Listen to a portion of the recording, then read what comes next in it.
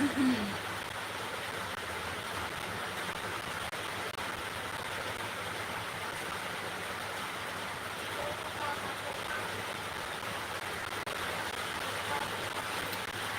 जो सामान को लाइव स्ट्रीम रे सागुन दाराम और हजू तबन पे जहां को ऑनलाइन रे एक्टिव मेना पे उसरा के हजू तबन पे लाइव स्ट्रीम रे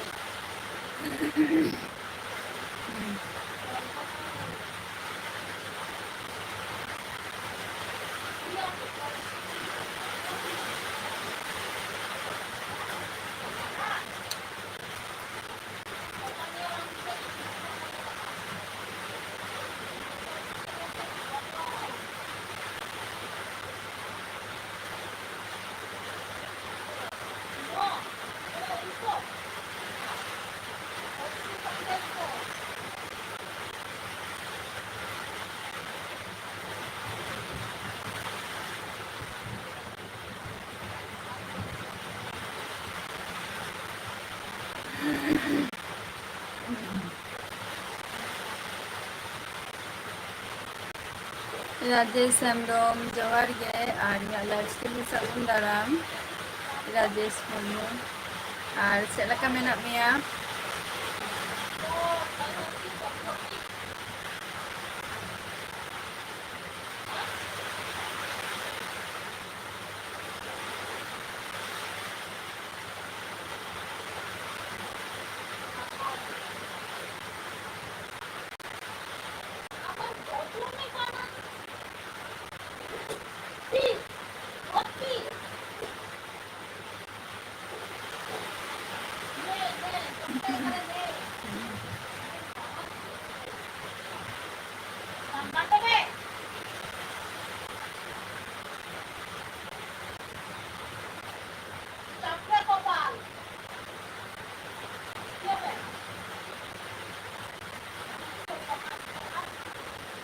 इहो नापाय रेगे मिनाइया और आपे उनते दे दागी ऐसे बांगे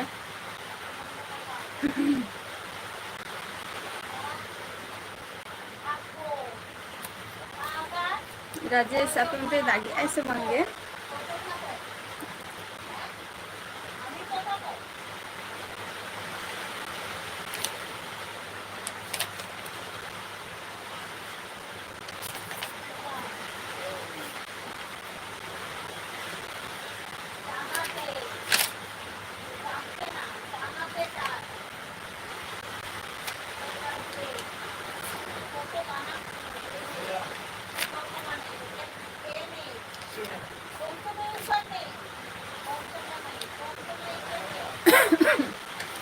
आले नते मन दाते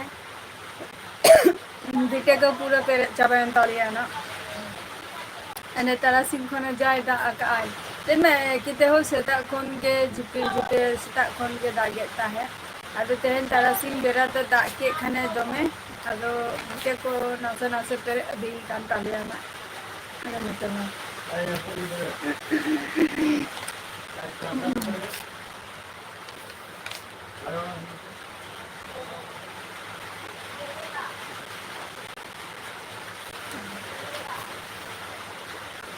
संजय हंसदा जोहार गे अलिंगा लाइव स्ट्रीम रे अजय टूडू जोहार गे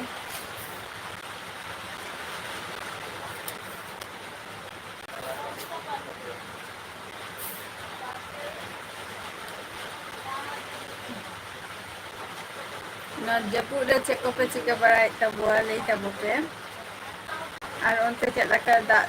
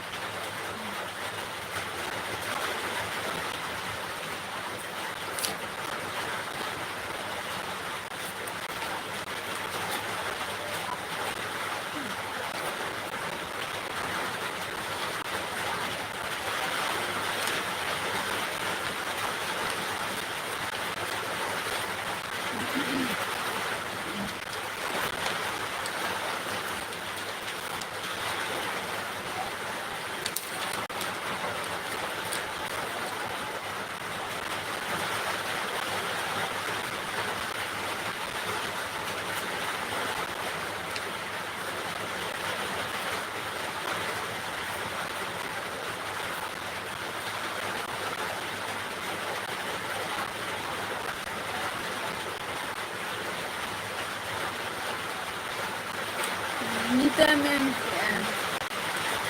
Después de que están ahí plegando, ¿no?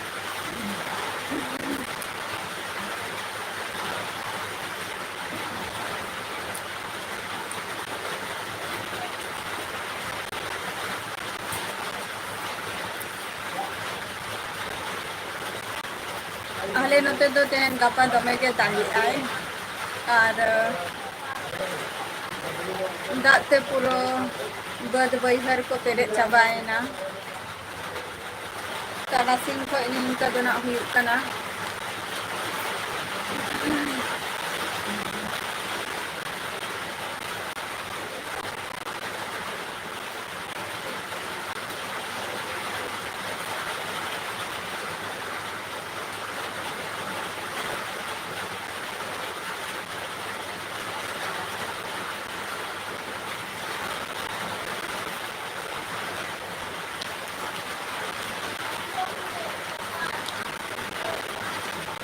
dak do na hoyto adi gari kena kichu din tahe adaroa lei ako jeta na nin mata party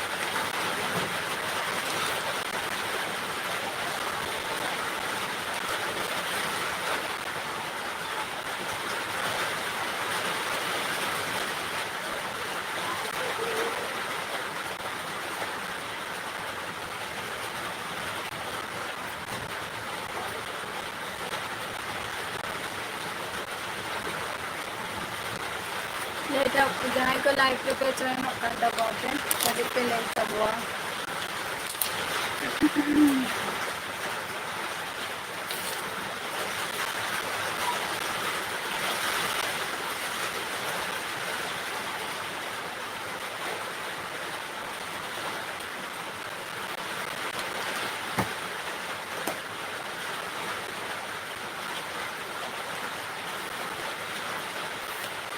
Vishwanath Mandi Johan de Ashagun Daram alinga live stream be teraka menatnya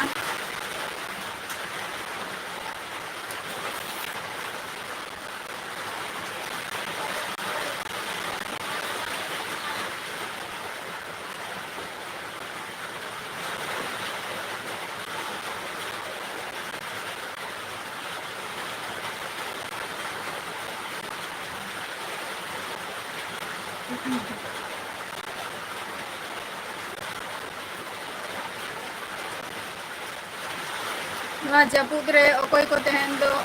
ora re cek ko pe ising basang ya kati lei tabu pe Kishun Tudu Johar ge Kishun ka konem lei a Vishwanath Mandi aling do West Bengal Nadia district khon lei a abindo ka khon lei a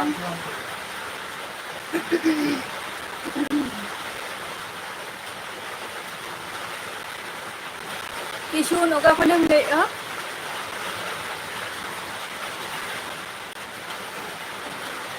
Sunil Soren इन दिन नापाई के मिलेंगे आपे को चला का में नापिया सुनील सोरेन ले तब पे आले नोते मा दाग जपुते पुरो भिटा कोई पेरे चाबा के तालिया तारासिंग खय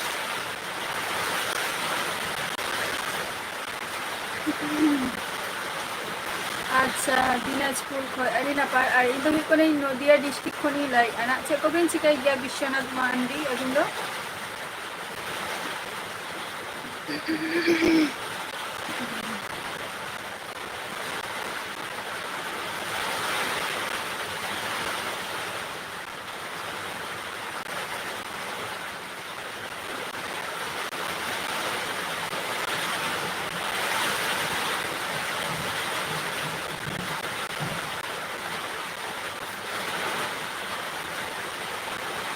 हिंदी गाना मैंने हिंदी कम सेरेंग गया बा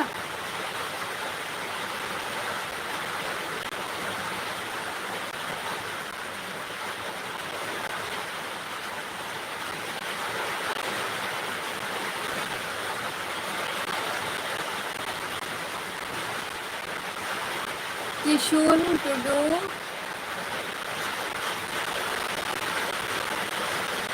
तो खनेम ले अच्छा अड़ी नापाय कॉलेज तो कंप्लीट अदो नितो चे को बिन चिकाई विश्वनाथ मांडी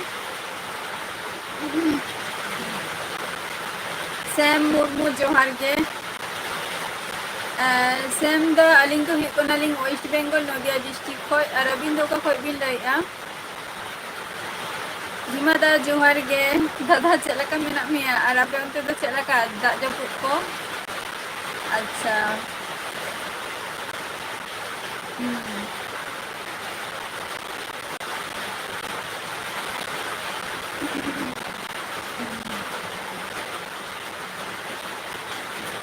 अच्छा हाँ अवश्य जो दिन समय मेना नहीं तो दिन तो चेष्टा रेगे बन ताहेना जो जॉब खातिर इहो चेष्टा ये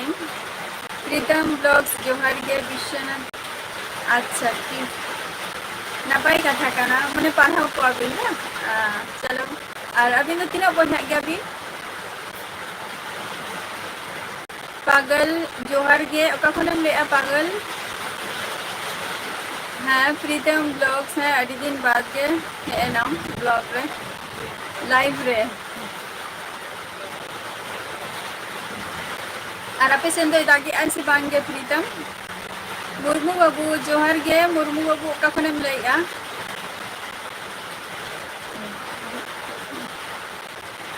हाँ दादा शर्मा सेता खन के आले नते दो सेता दो चेदा भोर बेला खन दागे गयाय और हुकाना चे को लेया ते नय जे तारासिंग खन जे दागे दो ओकाटा कभी झमर न्यो ए दागे तारासिंग आदो उन जखो दो उना दाते पूरा आले भिडियो को हो पेरे चाबायना आपे सेन के चेलाका बद बैहर को भिडियो को अवश्य बद बैहर जना पेरे कान गया आले नते दो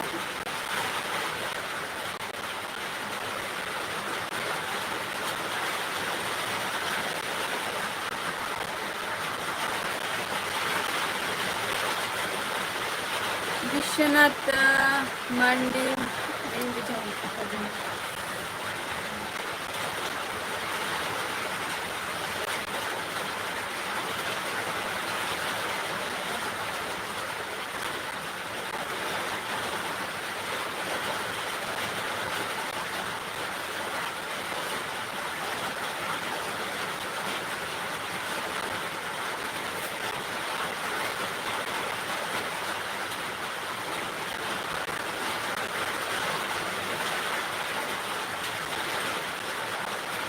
अच्छा उत्तर प्रदेश खय अच्छा अच्छा चलो नापाय कथा उत्तर प्रदेश के तो चेम चिकाई गया पागल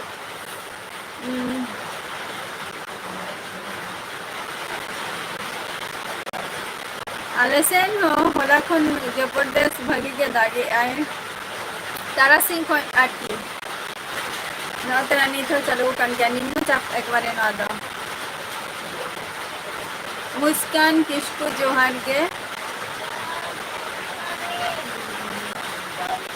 अच्छा चे कम चिकाई गया किशुन टुडू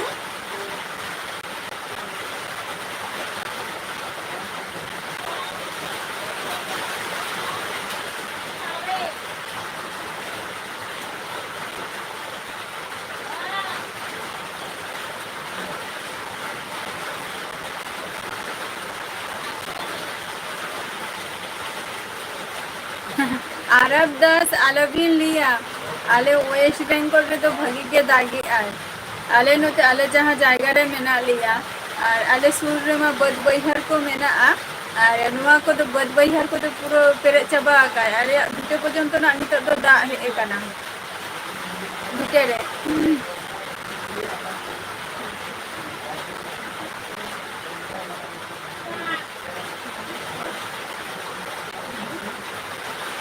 होय सेलुक कान रे हो आदो पूरा बद बैहर को आदो पूरा डमेल डमेल चबा काना दाग तो दाग माय आदो उनक kan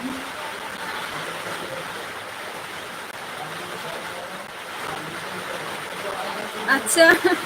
नापाय काना मा विश्वनाथ मांडी नापाय काना ओनते तो चासबास को तो बांग हुई गया से बांगे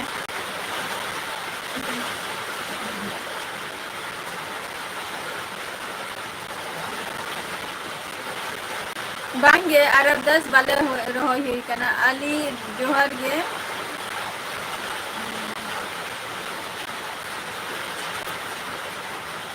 नितो जे परिमाणे नितो जहाँ रे रोहई आले से आदो ओना दो कटी उसूल तोरा ले ये का माने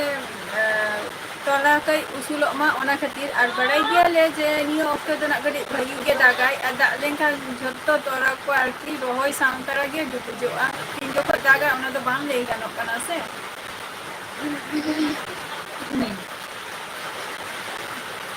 है दादा तेहन तो वर्षा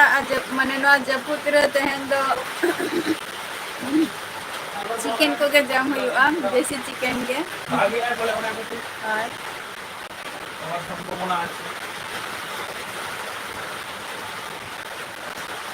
हाँ दादा ताले आमो देसी चिकन गेम जमी आसचे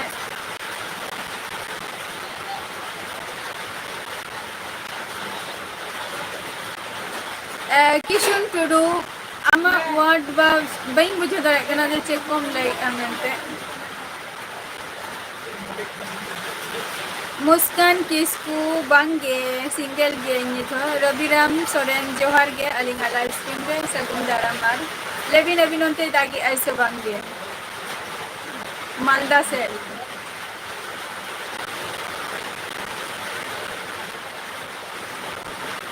अच्छा चलो नापाई का था विश्वनाथ मंडी सनत मंडी इन तो वेस्ट बेंगल नदिया डिस्ट्रिक्ट खनि लाइया छोटी जोहार गे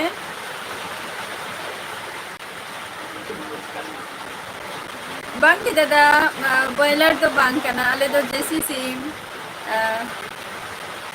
भीमा दा देसी सिम आले रिंग दो सिम को मेना को गया ओड़ा रे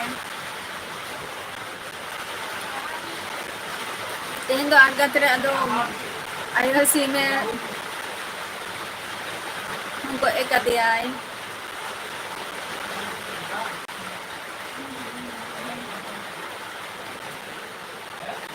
जय हेमब्रम जोहार गे अलिन दो वेस्ट बेंगल नदिया डिस्ट्रिक्ट खनि ले आबिन दो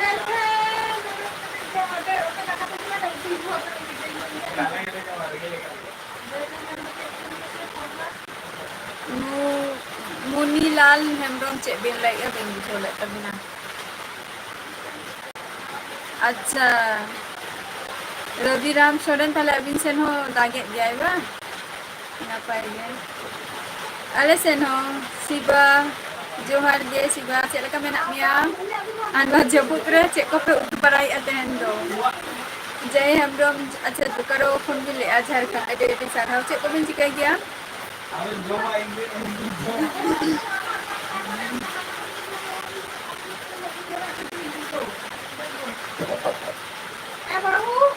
अच्छा তাহলে দাদা যেটা জিল যেটা ফিরিং এ দিত না ওরা তো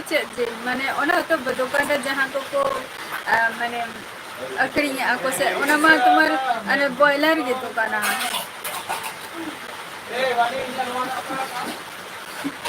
जिले में दिया दादा अच्छा तू क्या रविराम सरन तहन दो टुडू टुडू जोहार गे ओका खनेम लई टुडू अच्छा सिविल इंजीनियरिंग चलो नपाय कथा तीना दिन धरे नोआ लाइन रे मेना बिना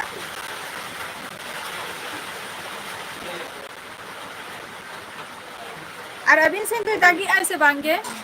जय हेमब्रम अच्छा देसी के बा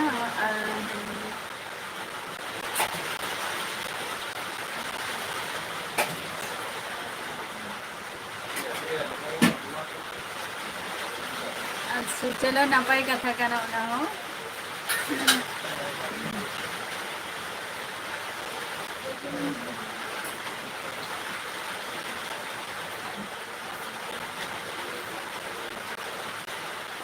अच्छा अले हकू तू हकू अच्छा चलो ना हो नपाय जिनिस कना बोंगा कुड़ी जोहार गे कखन बिन लैया 2 months अच्छा नवा गे नवा एम्प्लॉयर कना बिन गो अच्छा टुडू इशा खन बिन लै आडी नपाय टुडू आर चे को बिन चिकाय गया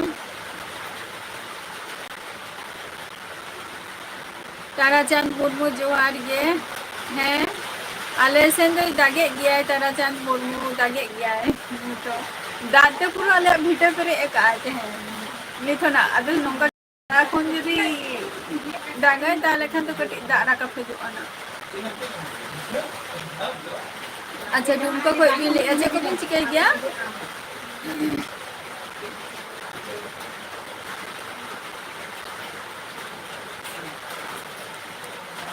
निजे जपुद लेखानो अड़ी समस्या है से ले गोदा बंची चे खातिर तो नंका जपुदी आय हर तमार दा खाली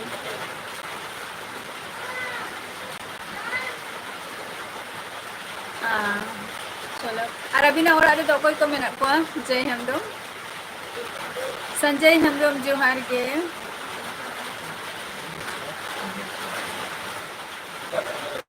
नेपाल से मेरी दागी ऐसे बांगे तारासिंग बेरा खन आरो तो जस्ती जोरे दा आकाय होला तारासिंग खने स्टार्ट आय तेहन पूरा मिद दिन हुई करे ना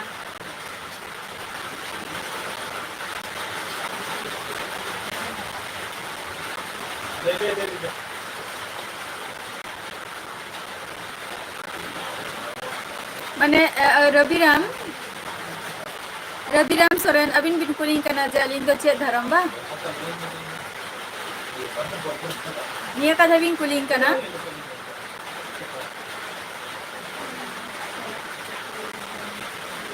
अच्छा चलो अड़ी नापाई कथा और अबिन तो तीना बोय गया बिन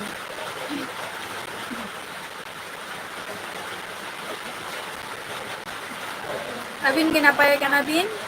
संजय हेमब्रम चलो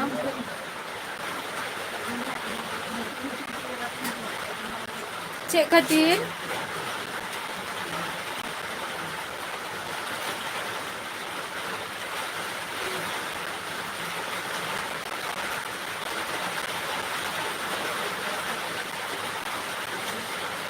अच्छा माने जम बड़ा को हुई ना बा डिनर को हुई ना ताहले बा संजय हेमब्रम शिबा हास्ता चे खातिर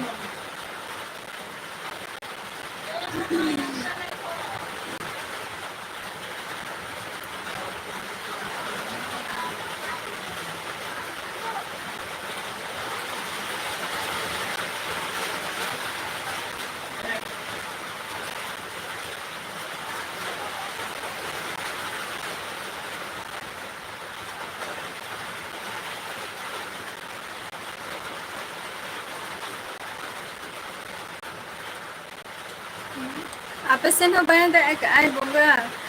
bonga kuri tahle napai kana ta pe onti to chasbat ko to huyug gaya se bange bonga kuri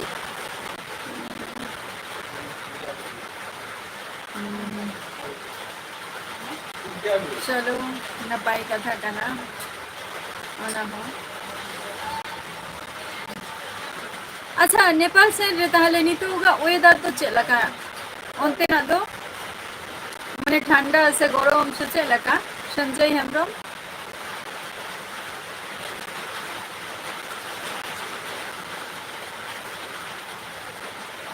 बांगे Sanjay Hembram इंदो उन लगन दो बांगे लेट कते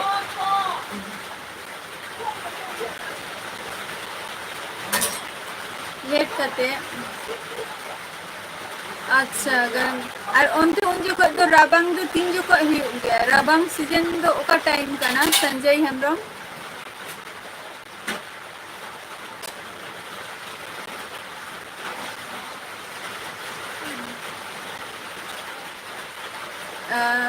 लेकिन बोंगा कुड़ी माने अबिन सेन दो रोहई को दो गया से बांध तुषार जोहार गे अच्छा लगा मेना मिया Tushar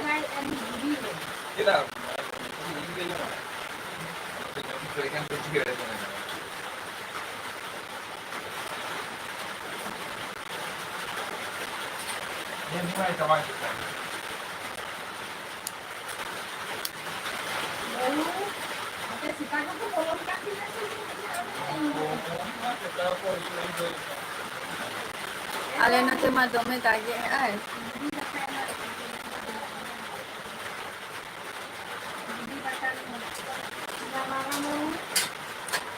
Simba cik kom cikai ya Acik pe tu ki ada hendo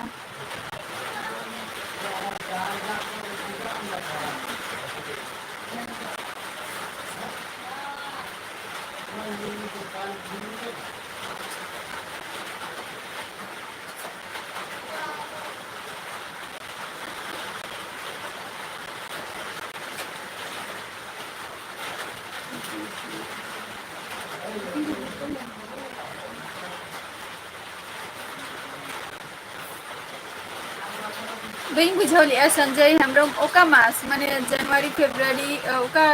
समय रे इहो न पारे के मिलेंगे तुषार रविराम सोरेन नो तो पर्सनल चीज का ना तो नो तो नोडे तो कोई लिया बिना नितो दो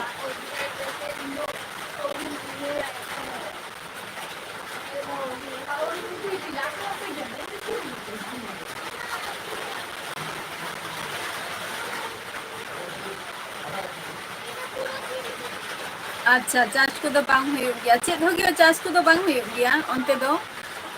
onte जस्ती चेक चार्ज को हुई गया जस्ती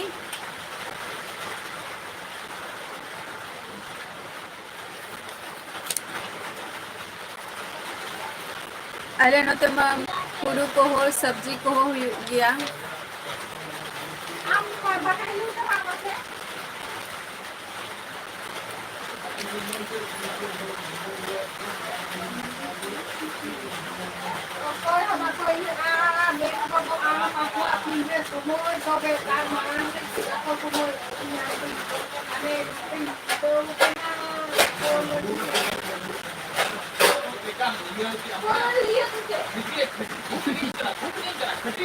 Bangge siba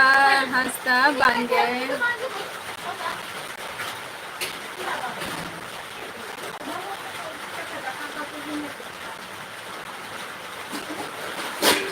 अच्छा लूट नहीं तो चेक को ले या भाई बुझा लिया लूट नहीं तो check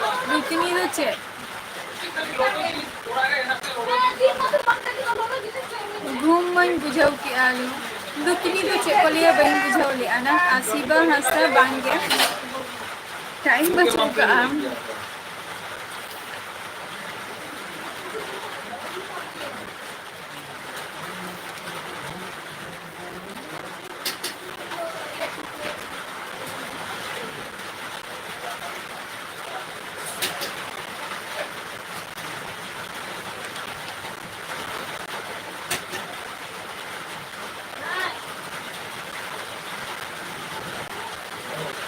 Ibu ini ada ya?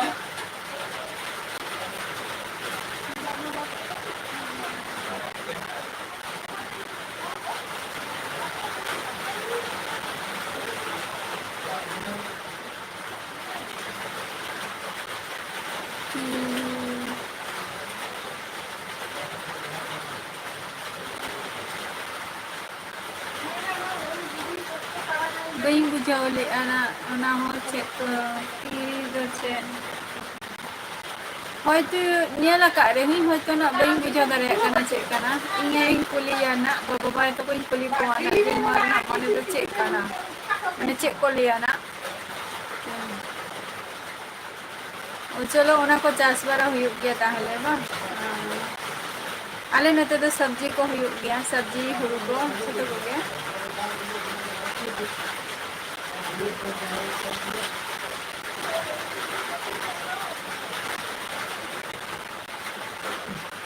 bangga bangge Rabiram Soren ale sen do bang borna gya jehetu ale do gonga side re do bochu liya ar ale jaha jayga re mena liya noa do huyuk kana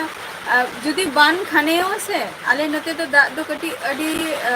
mane che note to da bang seteroa tobe noy je noy dage doi noa da koge ado bod bai herna dage ado kati bitere hachuk kana ado ale do ona sur re ge mena liya to bod bai her sur re ge ona khati bahkan do ban khane do ale note to da ko to bai hachuk gya ale note do ale do মানে লেই গিয়া ko chita haram baba to ko hoko lei gya ko je abo do usul jaiga sabe mena bona ar jahai ganga sur re mena ko unku do adi logon ge ko banok gya ko अच्छा October खय बा चलो तले October खय February पर्यंत मा ताहेन गया नते इनका सीजन गे गाना अच्छा गंगाकुड़ी इंटू वेस्ट बेंगल नदिया डिस्ट्रिक्ट खनिन लाइया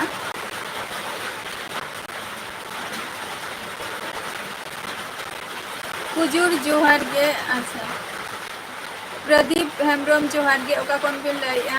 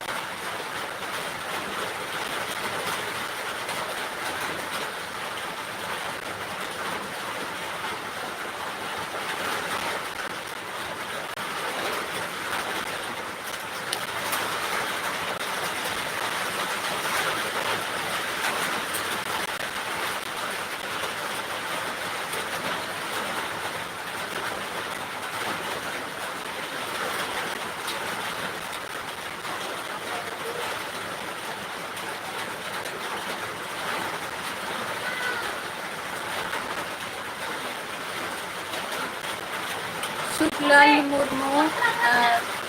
इंदी लेना जहाँ कथा भी लई अबिन जे अबो शांतार अडिगन के हुयुग कना तो निये रे हो अबो शांतार को हो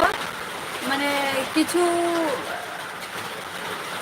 हाथ को हम मेना के तकवा निये टुकु इया चिंता भावना तु बागान दो जेटा अबो चेतान रे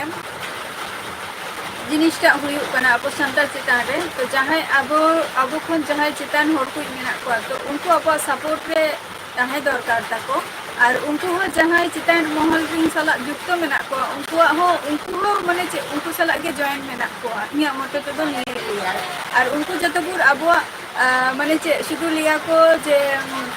हे नौका कमी ताबो पे माने आपे को सुर रे आले मेना लिया बट उनका तो बांग ताहन गया को खूब एकटा हो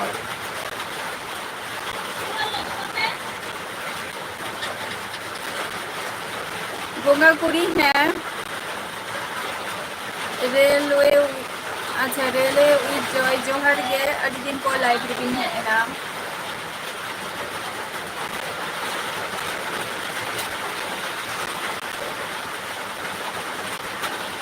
छाता मेला बोलते बहन बुझाओ ले शिवा हंसता छाता मेला बोलते बच्चे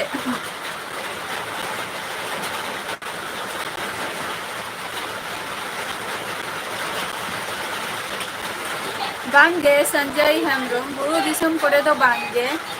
बट कथा दो हिकना निंकन गे जे तुम्हार आले तो कटी माने ना तो ग्रामगंज कटी इलाका कना तो अदो नोआ को जायगा तो कटी उसूल गया झारखंड ᱢᱤᱫ ᱡᱮᱠᱷᱟ ᱵᱤᱱ ᱞᱟᱹᱭ ᱠᱮᱜᱼᱟ ᱰᱩᱢᱠᱟ ᱠᱷᱚᱡ ᱵᱚᱸᱜᱟ ᱠᱩᱲᱤ ᱟᱨ ᱵᱚᱸᱜᱟ ᱠᱩᱲᱤ ᱢᱤᱫ ᱡᱮᱠᱷᱟ ᱠᱷᱚᱱ ᱵᱤᱱ ᱞᱟᱹᱭ ᱠᱮᱜᱼᱟ ᱡᱮ ᱰᱩᱢᱠᱟ ᱠᱷᱚᱡ ᱟᱨᱚ ᱱᱤᱛᱚᱜ ᱵᱤᱱ ᱞᱟᱹᱭᱮᱜᱼᱟ ᱡᱷᱟᱲᱠᱷᱚᱸᱰ ᱠᱷᱚᱡ ᱵᱟᱹᱧ ᱵᱩᱡᱷᱟᱹᱣ ᱞᱮᱫ ᱛᱟᱵᱤᱱᱟ विश्वनाथ किस्कू आलिंगा ब्लॉग वीडियो तो लाइव रे जखन कचुलुंग समय उडुक कते जखन बिन हजु कना बट आलिंगा जहां ब्लॉग वीडियो ओंदे हो चला कते कटी नेल दाबो बिन अवश्य चला हुई आना बोंगा गुडी निया कथा की लेया सुखलाल बोलू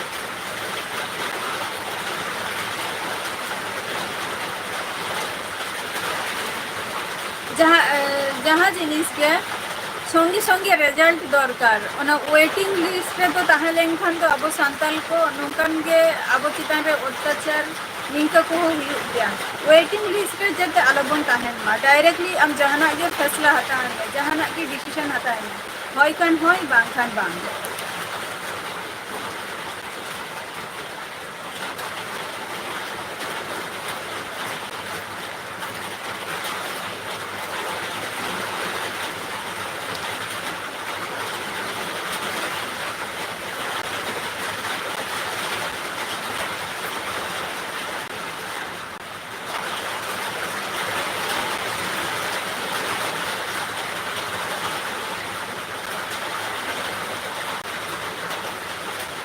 अविनाश चेदोगे बांगे नय आपे को सला रपोर बरा हुई काना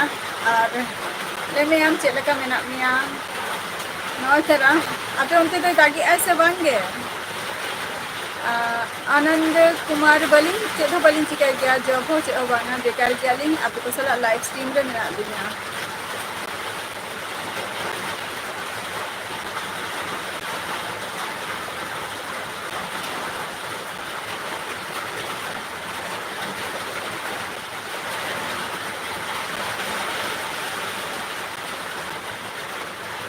হয়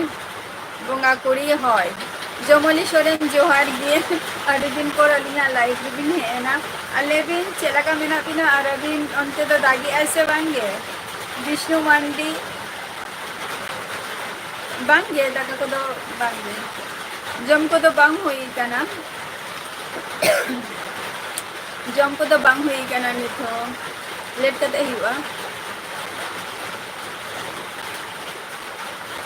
बांगे विश्वनाथ किस्कू अबिन दो का खन बिन लाइया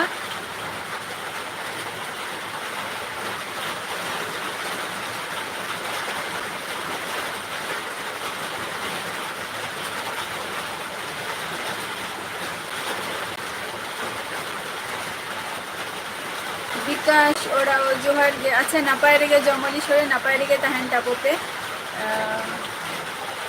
हैं बंगा कुड़ी अवश्य बाबा आई तो को झतो गे नापाय रे मेना को नित दो किशुन हंसदा जोहार गे अडी अडी साराव अडी लाइव रे पर समय नाम कते कटे भी उडुक कना शिवा हंसदा 10:30 टा को 11 टा निये गे या फिक्स और परफेक्ट टाइम कान दिना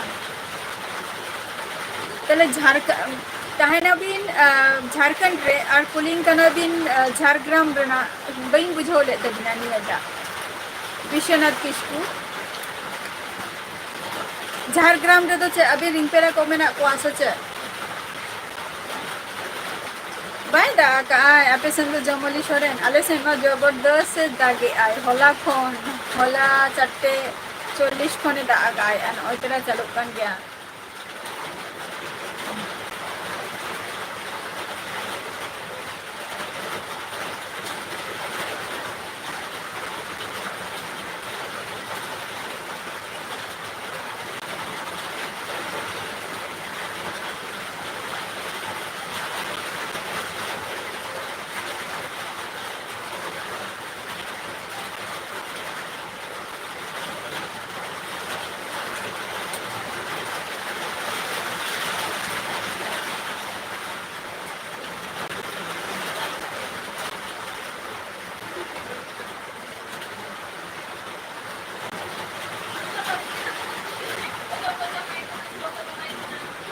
बबलू हंसता बही बुझोले तभी नचे को बिन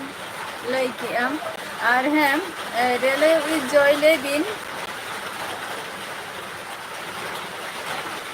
बांगे जमली सोरेन बाले रोहय चाबा का नित रोहय बाकी मेना गया नो तेहन मा जाय दा की आय दा रे दा बाले कमी गया दो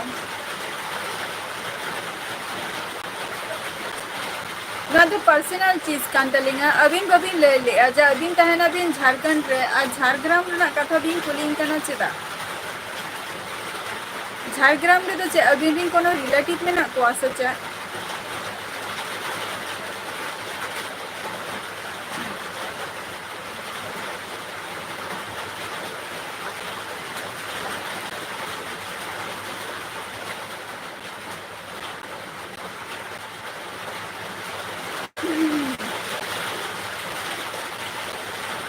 निया मारा दे बिन कुली कदिना जे झारग्राम रे दो बिन हे कना निकना हो बिन कुली कदिया निया मने ही कने जे तो बार बार निया कथाटा बार बार बिन ले आसे ओना खातिर कुली कदिना ना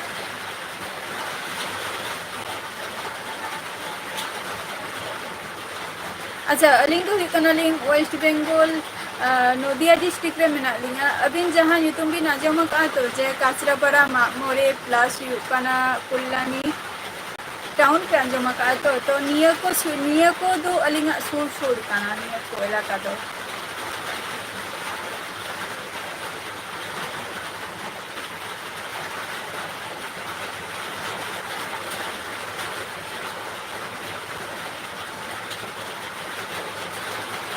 अच्छा माने आपे तो जहां गाडा रेना दा ओना गाडा रेना दा तेगे ओनते तो पे रोहय आबा जमली सोरेन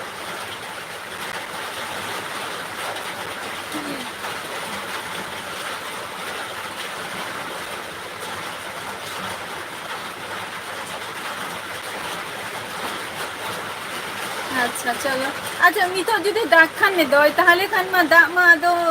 माने निया अक्टो मा ओनते दाग आए से बांगे और ओनते दाग खाने तो गाडा को दो पेरे जो गया से बांगे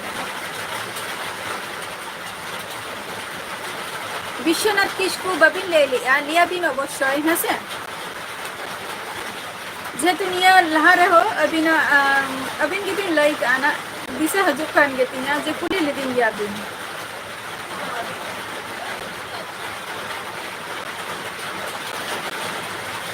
अच्छा रेले जो जहां का था अबिन बिन लाइया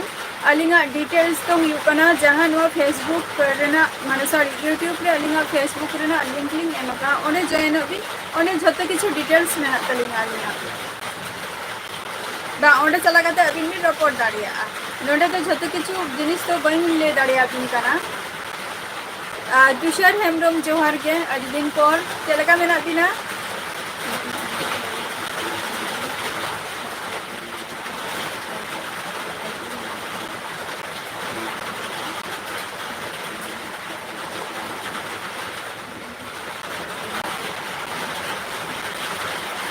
सुकुल मुर्मू सुकुल दा आज अड़ी अड़ी सारहाव चलो झतो हर दो नुआ को जिनिस तो माने बई होने गया ना तीनटा हर को कुसिया कना बट आते पे कुसिया कना बा इनके सपोर्टिंग कना नुआ के अड़ी रस्तर ना कागा दी तो इनका के सपोर्ट रे तहन जाबो पे अच्छा इहो नपाय रे के मिनेया आन ओतरा से थके बइन ठिकै अनि तो दो और आपे संजय दागी ऐसे बांगे तुषार हेमब्रम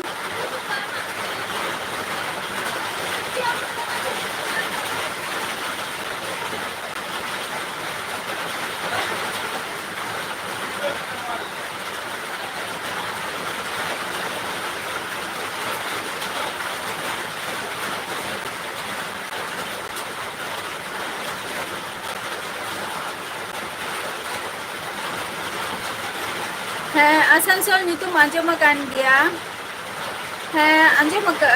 आसनसोल शिबा हंसदा अच्छा रेले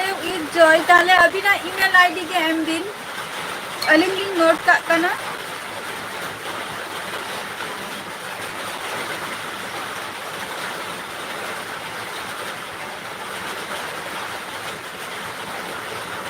अच्छा अलिंग सेन हो तुषार हंसदा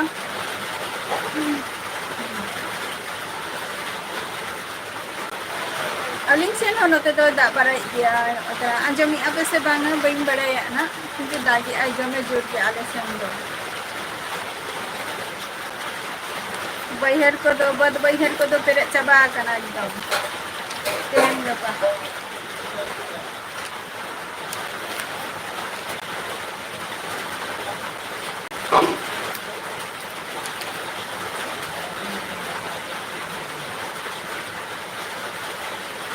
विश्वनाथ किसकु बबिन ले लिया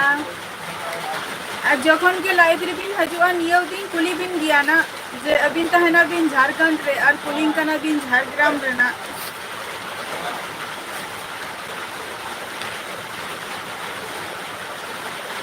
कोई जमीन है बाबा मारने हैं तो गए तो थका हुआ नहीं है आपका मार अभी किसी होने नहीं ना हाँ देखा ये भी देखा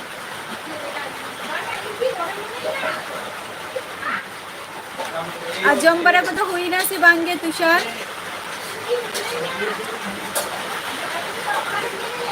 मुचिराम दा है नपाय रेके मिलेंगे इंदो आपे को चलका मेना पिया अनुवाद चलका आपे सेंद्र दा जपुदी आई मेघराय मुर्मू जोहार गे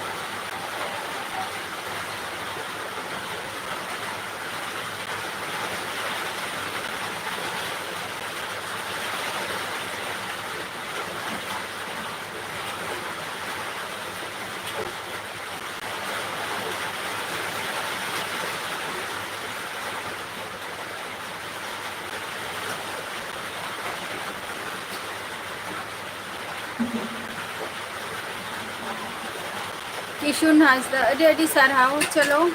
निंका के मिद बार कथा रपोड़ बारा थाबुन पे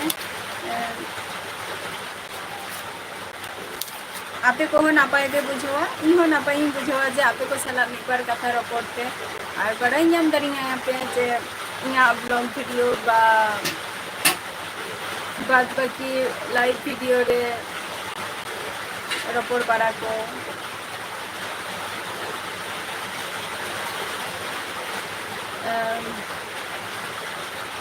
मारंग जमाई सगुन दाराम या एलबी रे और आले सेन दो अडी जोर के दागी आ दमे के दाते पूरा भिटे को पेरे चबा कान तालिया तेहन तो गपा सेता ते तिना का दाए ना ये के जानी सुनील हेमब्रम है आले सेन दो दागे गया है। अच्छा प्रदीप कुमार मुर्मू जोहार गे उड़ीसा खन भी ले और इन दो वेस्ट बेंगल नदिया डिस्ट्रिक्ट खनी लई आना शिवराम कुमार जोहार गे अलिंगा एलबी इन दो वेस्ट बेंगल नदिया डिस्ट्रिक्ट खनी लई आ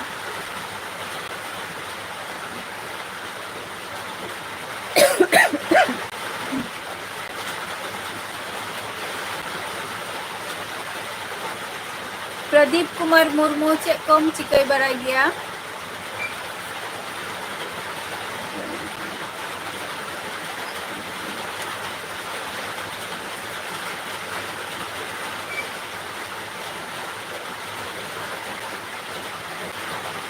हेमाल अड़ी ताइनमेम हेना चेक कम चिकायता है नापाय रेगे मिनिया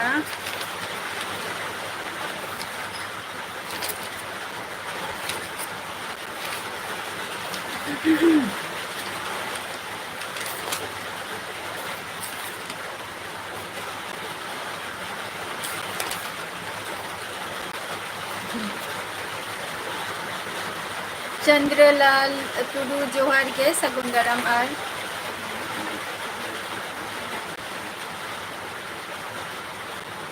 शिबा हंसदा नितो दो पढ़ा को दो स्कूल कॉलेज को दिन कंप्लीट का नितो दो ओरा रेगे मिनिया हेसे ओरा रेगे मिनिया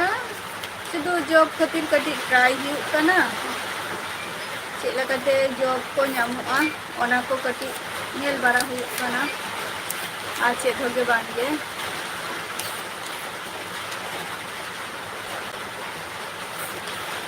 सुनील हेम्ब्रम बांगे और संजय हेम्ब्रम जो भी कंप्लीट हुई ना कंप्लीट दो शुद्ध जम के ना बाकी मेनानी आधान दो को जमे आको और लिया को जे देसी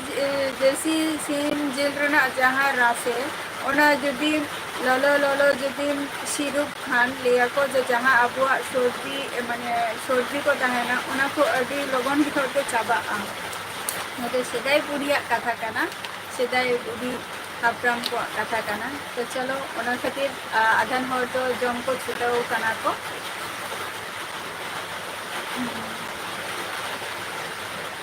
okay Kishun Hansda YouTuber channel और हजू बिना लाइफ रना विश्वनाथ दा जोहार गे दादा चेक लगा मेना मा और आपे संदे दादा जागी ऐसे बांगे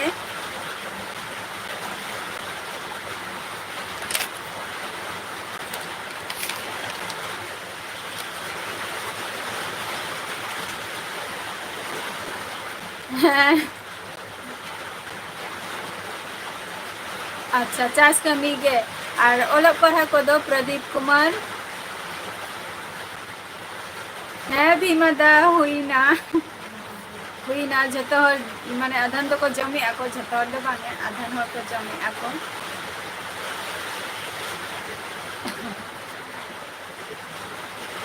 सुनील हेम्ब्रम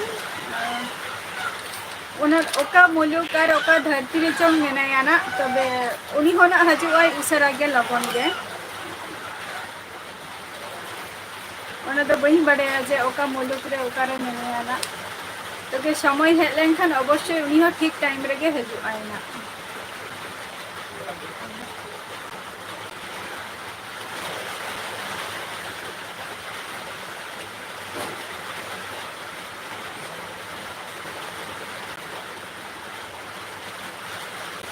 है वेदर रे तो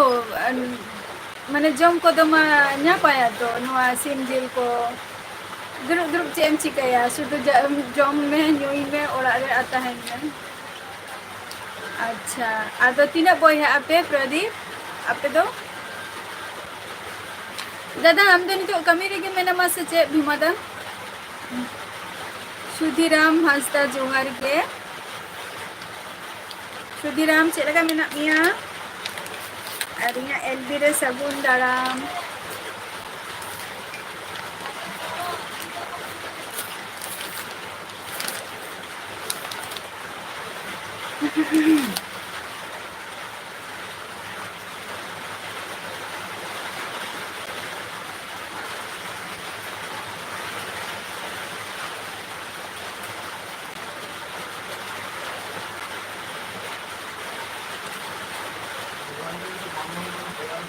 अच्छा दादा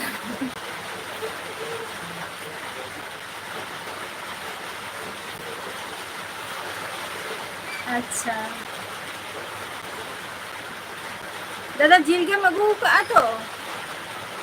बीमादा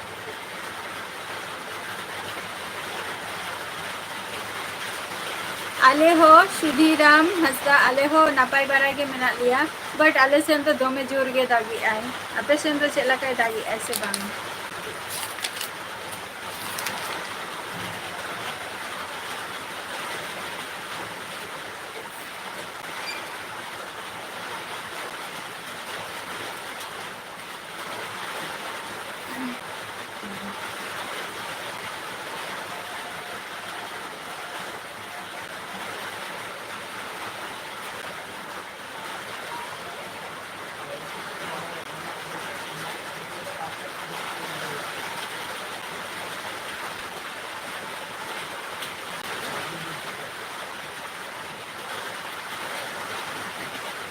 अच्छा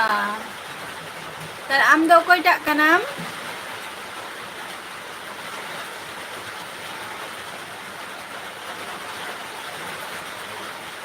दादा आदो चिकन से मटन ही मगू का भीमा दा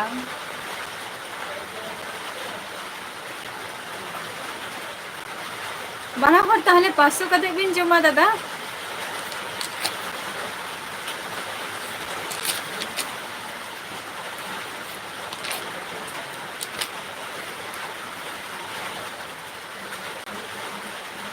सुनील हेम्ब्रम आले दोले पे बोय आले चिकन चलो नापाय कथा कना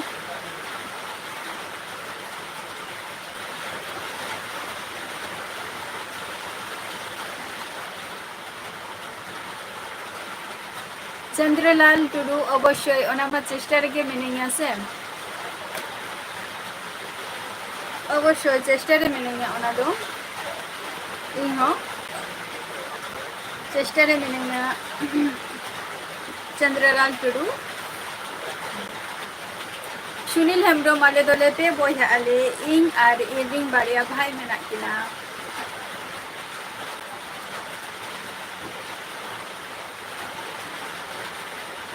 ओ चलो नापाय कथा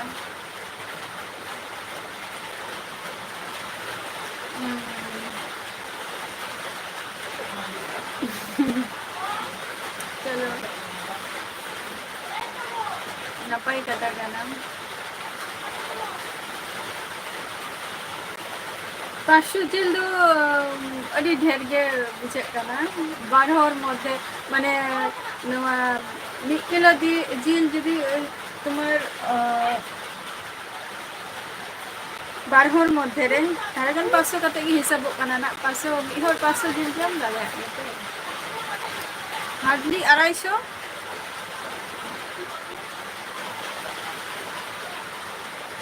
अच्छा चलो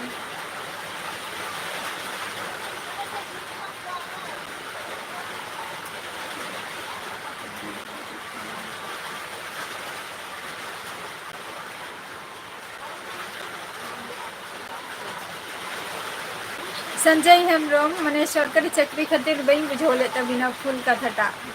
माने लेबरी चे कथा तीन ले चोकिया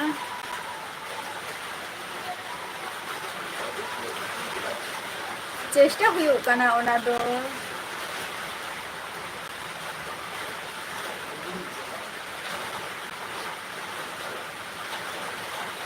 तेहन को अडी जहां को लाइव रे पे हे कना अडी अडी सारहाव और लास्ट रे पे सेटर कना तेहना एपिसोड दो नोडे की मुचादिया और झतो को गे नोआ जपुत रे दो भागे ठीक जम ताबो पे भालो मंदो अवश्य शिवा हस्ता अवश्य ड्राइवर मा आलम चिंताया जतो किछु के हुआ और तेना एपिसोड तो ना नोडे की मुचादिया और झतो को गे नोआ जपुत रे भागे मंदो जम बराई ताबो पे और तेन दो टाटा बाय बाय झतो को गे सुस्थ और स्वास्थ्य तहन ताबो पे है से उना कथा दो बांग काना उना दो समय और ऑक्टो के बांग के नोआ को दो बांग काना देखा जाए उना दो समय माने समय विशेष ना उना दो मिलिया बना